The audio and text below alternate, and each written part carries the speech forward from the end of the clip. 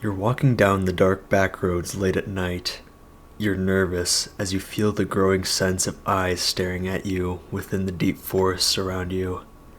In the corner of your eye, you see a hint of a dark figure running past. What you saw may not be as simple as you may think.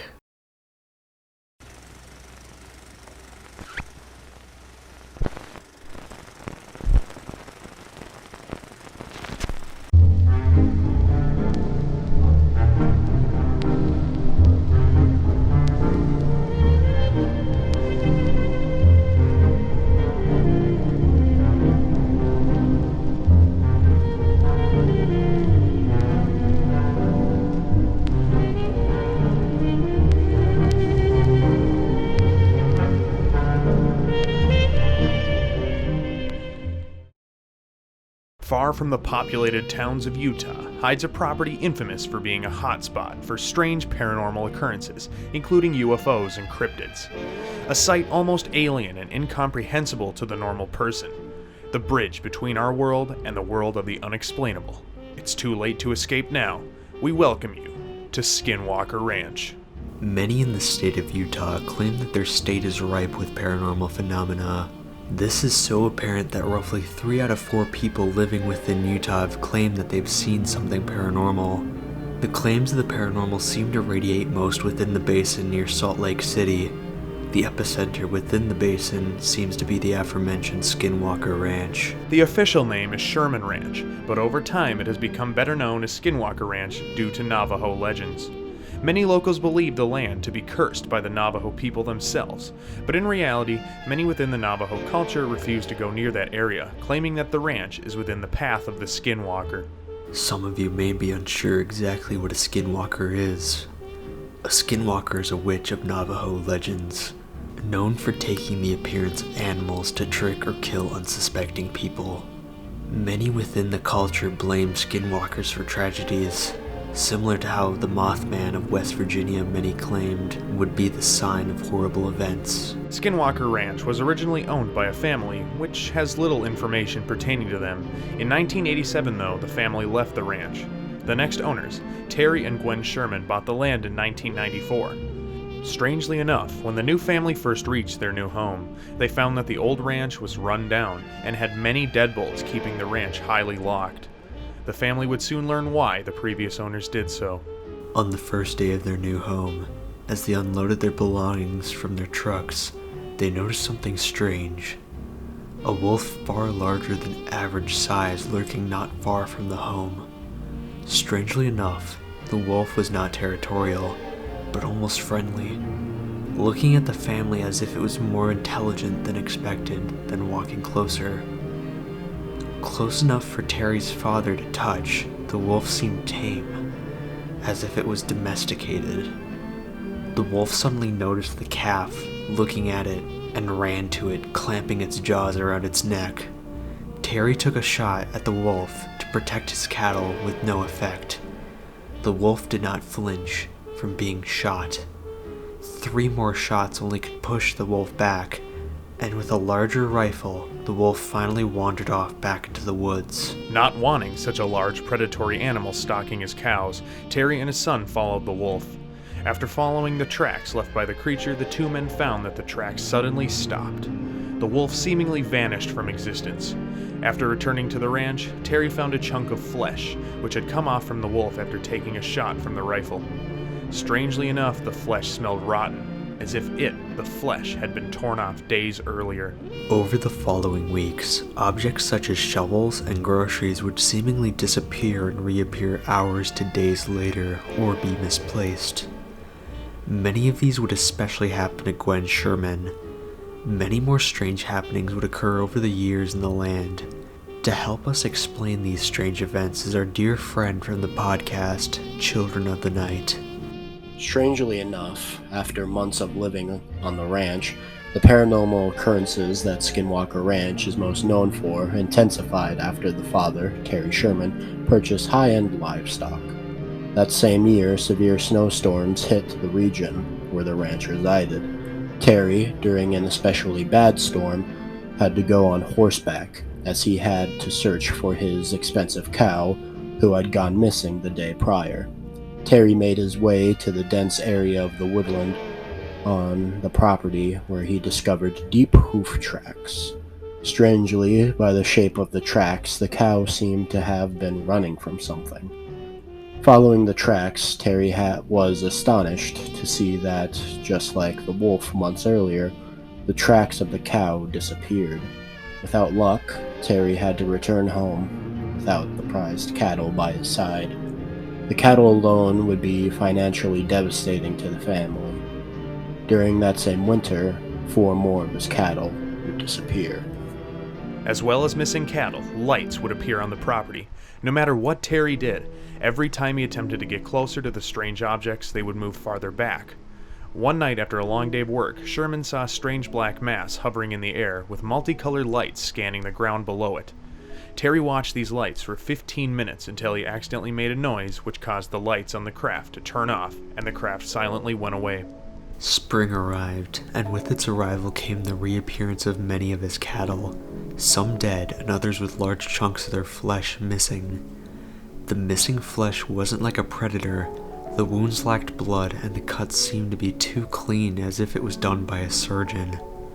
With these major losses, the family started to become financially stressed, and with this new year came more paranormal phenomenon. Throughout 1995, the lights that would be occasionally seen would appear every night. Strange, shadow-like entities would appear near the windows of the ranch. Loud, metallic noises would be heard late at night, so loud that the neighbors reported hearing them. On occasion, unintelligible voices could be heard from the sky. One night, large sections of land seemingly were cut out of the ground.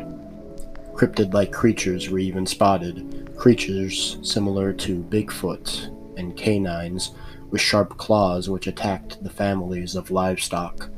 Weirder more, stationary orange lights began to appear, which were different to the moving lights seen before. The family claimed that the orange lights were gateways to different areas. Apparently, the center of the lights would show these different places. Apparently, crafts would occasionally be seen entering and exiting the lights. Different orbs began to appear less often. Orange orbs would be seen passing between trees. More dangerous, though, were the larger blue orbs. These blue orbs caused the family to feel scared or uneasy just by seeing them. One night when the blue orbs appeared, Terry let loose his hunting dogs to chase away the orb, which they did at first. Once the dogs chased the light into the woods, Terry heard them yelp in pain and be silenced. The dogs did not return, and the next day, Terry and his son found 3 piles of cauterized flesh where the dogs would have been when they chased off the orbs. That day marked the day the Sherman family planned to leave the ranch behind due to the financial stress of losing so much livestock and the physical and mental pain that came from the strange happenings. A man named Robert T. Bigelow was interested in scientifically investigating the land and bought the ranch from the Sherman family in July of 1996. Bigelow's National Institute for Discovery Science would spend the next decade detailing their own findings. NIDS was an ambitious idea, a fully funded and legitimate organization dedicated to investigating supernatural events. Bigelow hired well-established and open-minded professors of many different fields of study, all of them rational thinkers who followed rational thought first above pseudoscience. One member, Colm Keller, would document the stories from the Sherman family and NIDS' own finding into a book called Hunt for the Skinwalker. NIDS originally discovered the ranch through the newspaper where Terry Sherman explained his family experiences. Terry Sherman stayed behind with NIDS as a ranch manager, as the group would not have known how to run one. Terry especially wanted to know what had been occurring over the past 2 years of living on the ranch. Terry theorized that the strange phenomenon was closer to military testing and research over anything outright paranormal. NIDS purchased cows for bait and stationed 4 of their scientists and assistant investigators onto the ranch 24/7. The investigators originally theorized that the events seen on the farm by the Sherman family were more psychological than anything, as the events were too varied to pin down. From hallucinogenic spores to ultra-low frequencies, every test returned negative. The investigators over time became more confident that the family were telling the truth about what happened while they lived there.